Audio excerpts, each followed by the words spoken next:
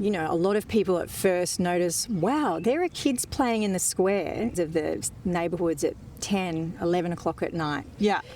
The shops aren't open at 3 p.m. or at all on a Sunday. Yeah.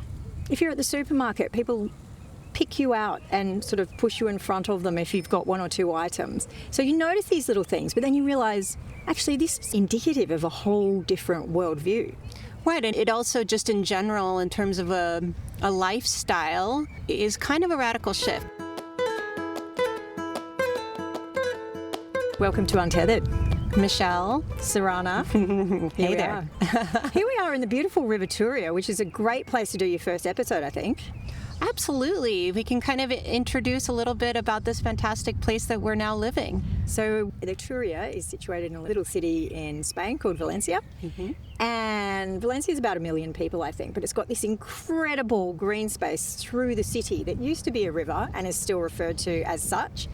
And it's now a city park. Right. I mean, so humane, right? To really focus the people's ability to go into a green space and really just enjoy this terrific weather that we're having right now, you know? Yeah, which brings us to the point of this podcast, which is sort of trying to decode Spain in a way. We've both been here, Serana, you're 2.5 years now, I think? That's right. We're 3.5-ish, coming up 4. And really, we've reached that point where you're like, yes, there's all these things you notice about Spain, but just trying to decode the reasons for them, that next level of understanding of why these things that we notice are the way that they are. Right, and what that might be bringing us to kind of continue to thrive, right? I mean, to sort of apply as a way to kind of optimize where we are in life and how to live better. So, for example, you know, a lot of people at first notice, wow, there are kids playing in the squares of the neighbourhoods at 10, 11 o'clock at night. Yeah. The shops aren't open at 3 p.m. or at all on a Sunday. Yeah. If you're at the supermarket, people pick you out and sort of push you in front of them if you've got one or two items. So you notice these little things, but then you realise, actually, this is indicative of a whole different worldview. Right, and it also just in general, in terms of a lifestyle, is kind of a radical shift. I mean, it's not without its frictions, right, because it's an adjustment. However, you know, you experience life at home in such a different way. Like, you know, I would come home quite late at night, wouldn't get to see the kids very much, you know. So here I feel like it's a little bit of a slower pace. You know, you really have no other option but to honor when stores are closed. There's not much you can get done anyway, right? So then you sort of start to adopt the mentality of, well, let me protect my time, boundary myself a little bit, you know, kind of be more nurturing of maybe preventing a bit of burnout, because I think that is something that they've nailed here in some way. And then it ends up being a lot more about maybe family and social connections, possibly. And we should flag at the outset, we do deal in generalizations. Yeah. So, yeah, broad, the broader the better. There is not a single person in Spain who is burnt out. That's right. You mentioned getting home late at night and, you know, thinking, wow, my kids are pretty young. Was that your reason for moving here, or was it just part of an overall idea? You know, it kind of contributed to it, but until you're here, you're not really sure how it's going to be.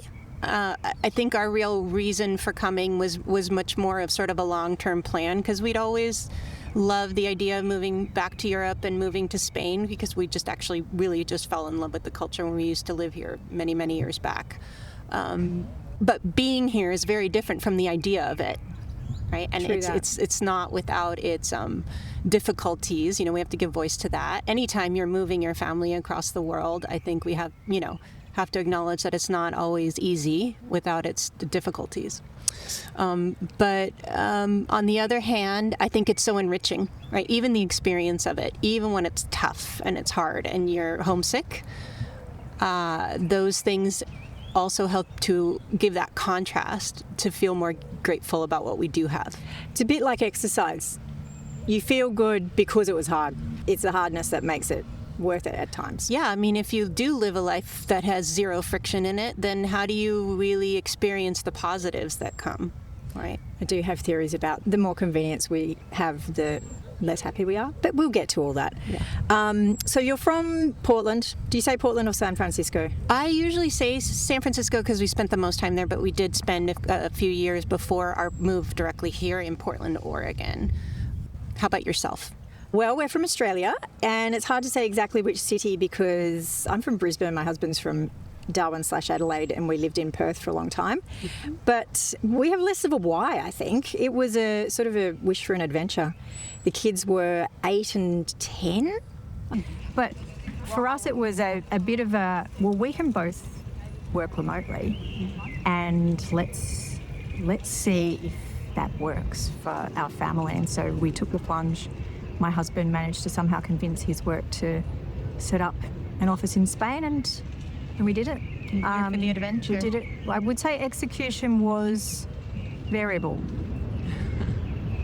What grade would you give yourself? White knuckle. Oh, it was almost a fail, but we got there in the end. We're all alive.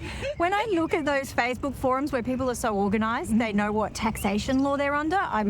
It blows my mind. Well, and they're asking these questions before they have even moved here. That's what shocks me. There's so many good questions on there that I'm like, I wish I had asked that before I even got this far, so I would know ahead of time.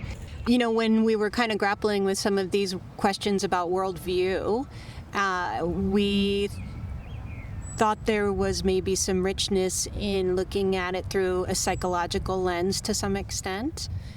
Certainly with my background as a PhD in clinical psychology and a lot of training in neuropsychology, which is the study of cognitive health and assessment, as well as how to kind of adapt to and manage these conditions. I really felt like it's really hard for me to remove that bias regardless, so it colors a lot of what I see anyway.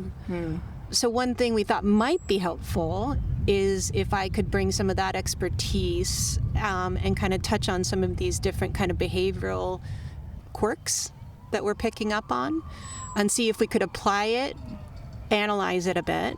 You know, we do come up with a lot of observations, don't we, and a lot of hypotheses based on these theories that are based on these broad generalizations. And then, of course, trying to be scientifically minded, we also thought, then wouldn't it be helpful to then maybe take a closer look at what some of the empirical research has to say to the extent that we can. We're not trying to be necessarily authorities, but I think that it might be an interesting way of viewing the culture is through a psychological lens. Right. I think that's pretty much the shape of how we'll do it. Observation, come up with a theory, possibilities to explain it, and then go away and look at what the research says, or ask a Spanish person, you know, for a bit of interpretation. This isn't a relocation guide. The podcast is not a travel guide. It's more sort of digging a bit deeper.